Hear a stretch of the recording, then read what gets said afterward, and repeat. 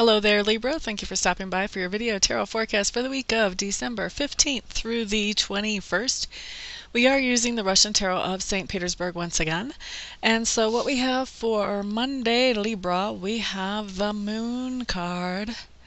The Moon card really is not my favorite card. This just tells me that on Monday, Libras, you're going to be having some kind of situation that you experience where you don't have all the information.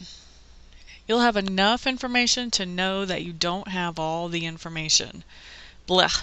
So you're going to know that there are some things going on underneath the surface that just aren't visible, and you're not going to be able to quite put your finger on what are those things going on underneath the surface. It's a very frustrating situation, and it just really kind of keeps you on your toes, makes you wonder what is really going on here. And so that's what I see coming in for you on Monday.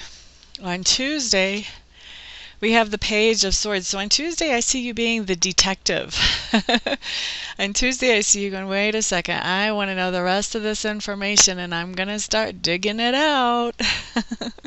Ready or not, here I come. If I have to be a little snoopy to do it, I'll do it. And so Tuesday, I see you really focusing on trying to find out, okay, what the heck is going on with this situation, really? I don't feel like you actually get real far with finding out information. I feel like you do get some information, but for a lot of you, that information is just digging up more questions for you. Like, okay, so how does this all fit together? This doesn't make any sense. So I don't feel like you're really moving forward in any kind of productive way on Tuesday with that, although definitely putting in the effort. Okay, so Wednesday, what we have coming up for you, Libras, is the Falling Tower. Now, the Falling Tower is a situation in which you feel safe and protected, and like it could go on indefinitely.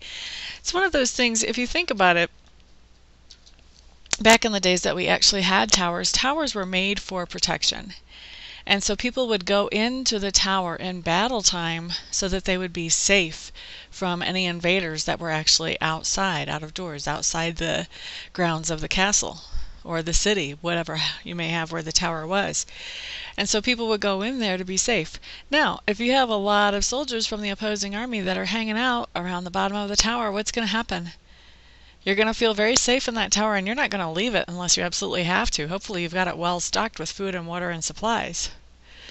Okay, so you're going to be hanging out there because you feel safe there. You're not going to be thinking about where else am I going to go. Okay, so when we have a falling tower situation, what that's showing us is that we have been in this safe situation for a while, and we have felt so safe there that we kind of haven't really looked around to see where else we could go, what other situations we could be in that might be just as good or better. Okay, and so when we're ejected from this safe situation, it's really the universe's way of saying, hey, you've spent enough time here. Now it's time to move on and do something else. And so the whole process with the Falling Tower is after you get through the crisis of being ejected from the situation, the next thing you do is you kind of pick yourself up, dust yourself off, and you start looking around for opportunities. So I don't see you looking around for opportunities yet on Wednesday. Wednesday, I just see you being ejected from the situation and sort of hitting, oh my God, and recovery mode. Okay?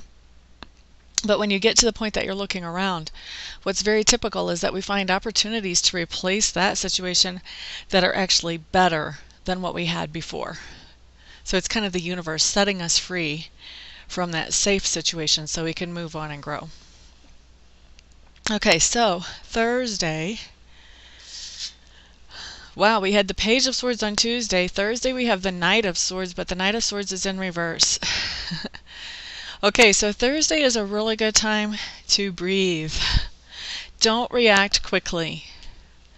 Try not to overreact, and try not to react quickly without thinking things through. If you feel yourself wanting to go blah just instantaneously when something happens, try to step back and take a few breaths.